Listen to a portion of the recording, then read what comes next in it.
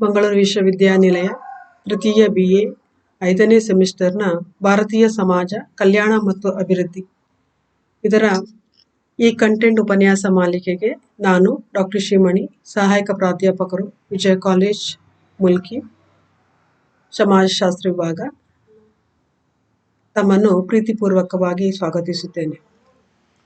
ಈಗ session 54 westernisation criticisms, ಪಾಶ್ಚಾತ್ಯೀಕರಣ ಮತ್ತು ಇದರ ಟೀಕೆಗಳು. Objectives of the study: to make the students to learn about the different views of critics, ensure the students to learn about the basis of criticisms. Learning outcome: the students will be able to understand the defects in the process of westernization. It ensures logical way of screening the process of westernization. Comments in appreciation. Westernization is useful in analyzing social change in caste system.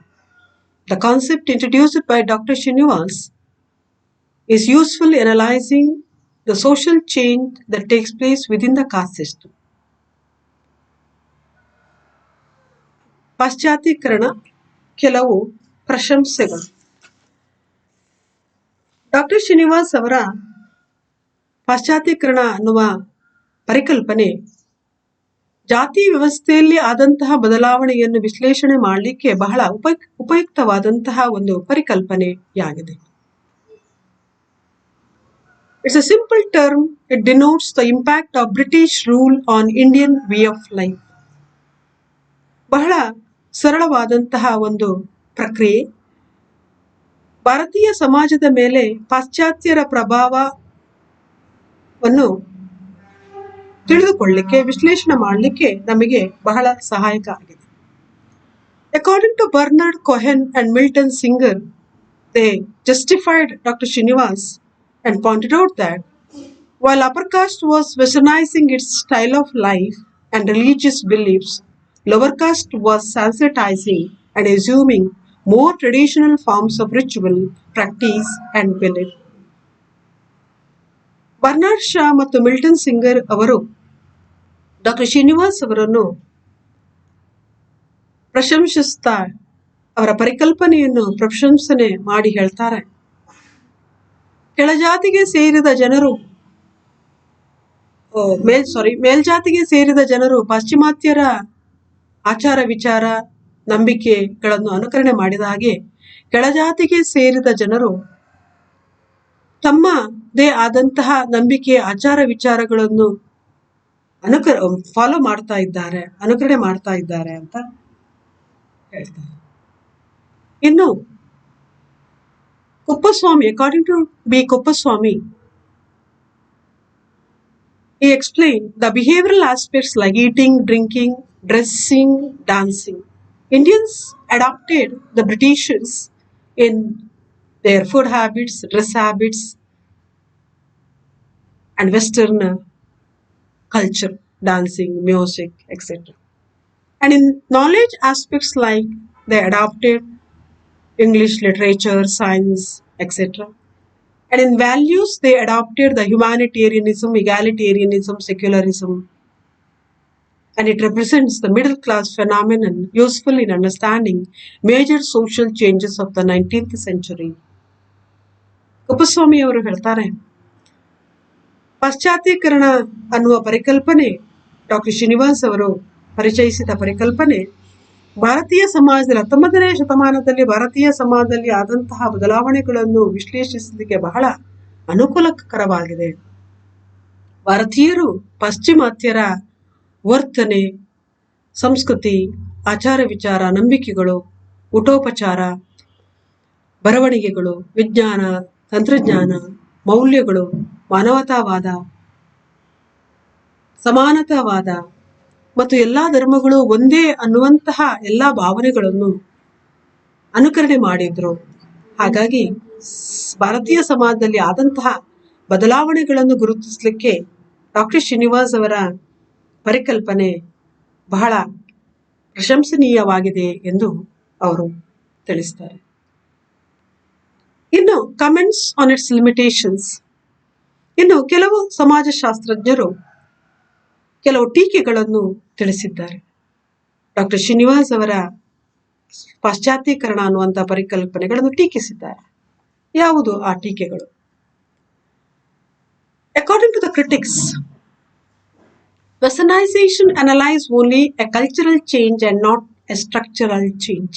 It has a limited range of application. Critics pointed out that the concept introduced by Dr. Srinivas analyzes only a cultural change and not a structural change, and it has a limited range of application because it does not take a person out of the caste system. Within the caste system, he imitated some of the cultural practices of the Britishers and not entirely taking a person out of the caste system. ಒಬ್ಬ ವ್ಯಕ್ತಿಯನ್ನು ಜಾತಿಯ ಹೊರಗೆ ತೆಗೆದುಕೊಂಡು ಹೋಗೋದಿಲ್ಲ, ಜಾತಿ ವ್ಯವಸ್ಥೆಯ ಒಳಗಡೆ ಆದಂತಹ ಬದಲಾವಣೆ ಅಷ್ಟೇ. ಏನಿದ್ರು ಸಂಸ್ಕೃತಿಯಲ್ಲಿ ಆದಂತಹ ಬದಲಾವಣೆ, ರಚನೆಯಲ್ಲಿ ಆದಂತಹ ಬದಲಾವಣೆಯಲ್ಲ. ರಚನೆ, structure as such remains the same. ರಚನೆ ಹಾಗೆ ಉಳಿತದೆ ಅಂತ ಅವರು ಹೇಳ್ತಾರೆ. ಇನ್ನು professor Ram Ahuja pointed out that Westernization is useful to analyze social change only in a caste-based Indian society, and this concept is not useful for social changes in other societies. ಅವರು ಹೇಳ್ತಾರೆ, ಜಾತಿ ಆಧಾರಿತವಾದಂತಹ ಭಾರತೀಯ ಸಮಾಜದಲ್ಲಿ ಮಾತ್ರ ಈ ಪರಿಕಲ್ಪನೆ ನಮಗೆ ಸಾಮಾಜಿಕ ಪರಿವರ್ತನೆಯನ್ನು ವಿಶ್ಲೇಷಣೆ ಮಾಡಲಿಕ್ಕೆ ಉಪಯುಕ್ತ ಆಗ್ತದೆ ಹೊರತು ಇತರ ಸಮಾಜಗಳಲ್ಲಿ, ಇತರ ದೇಶಗಳಲ್ಲಿ ಆದಂತಹ ಬದಲಾವಣೆಯನ್ನು ಈ ಪರಿಕಲ್ಪನೆಯ ಮುಖಾಂತರ ನಾವು ವಿಶ್ಲೇಷಣೆ ಮಾಡಲಿಕ್ಕೆ ಸಾಧ್ಯ ಇಲ್ಲ.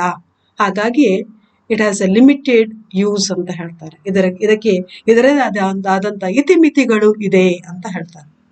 ಮತ್ತು it is not ethically neutral concept ಅಂತ ಹೇಳ್ತಾರೆ. ಯಾಕಂದ್ರೆ doctor Srinivas pointed out that westernisation is an ethically neutral concept, but critics pointed out that it is not an ethically neutral concept. It does not carry the idea that good or bad. ಆ ರೀತಿಯ ಕಲ್ಪನೆ ಅಲ್ಲ. ಪಾಶ್ಚಿಮಾತ್ಯೀಕರಣ ಪರಿಕಲ್ಪನೆಯು ನೀತಿ ನಿರಪೇಕ್ಷವಾದುದಲ್ಲ ಅಂತ critics ಹೇಳ್ತಾರೆ. ಇನ್ನು Daniel learner ಅವ್ರು ಹೇಳ್ತಾರೆ, Westernization is too local a label and model and may not be a Western useful to analyze social changes in other countries, and model or label may not be a Western country but sometimes maybe a Russian or other countries also. Daniel Lerner ಅವರು ಹೇಳ್ತಾರೆ, doctor Srinivas ಅವರು ಪಾಶ್ಚಾತ್ಯ ಸಂಸ್ಕೃತಿ, ಅದರಲ್ಲೂ ಮುಖ್ಯವಾಗಿ British ಸಂಸ್ಕೃತಿಯ ಬಗ್ಗೆ ಹೇಳ್ತಾರೆ. ಭಾರತೀಯರು ಬ್ರಿಟಿಷರ ಪ್ರಭಾವಕ್ಕೆ ಒಳಗಾಗಿ ಬ್ರಿಟಿಷರ ಸಂಸ್ಕೃತಿಯನ್ನು ಅನುಕರಣೆ ಮಾಡಿದ್ರು ಅಂತ ಹೇಳ್ತಾರೆ. ಆದರೆ ಡೇನಿಯಲ್ ಲರ್ನರ್ ಅವರು ಹೇಳ್ತಾರೆ, ಪಾಶ್ಚಿಮಾತ್ಯರ ಸಂಸ್ಕೃತಿ ಅಥವಾ ಬ್ರಿಟಿಷರ ಸಂಸ್ಕೃತಿಯನ್ನು ಮಾತ್ರ ಭಾರತೀಯರು ಅನುಕರಣೆ ಮಾಡಿದ್ದಲ್ಲ, ಇತರ ದೇಶಗಳ ಪ್ರಭಾವವೂ ಕೂಡ ಭಾರತೀಯ ಸಮಾಜದ ಮೇಲೆ ಆಗಿದೆ.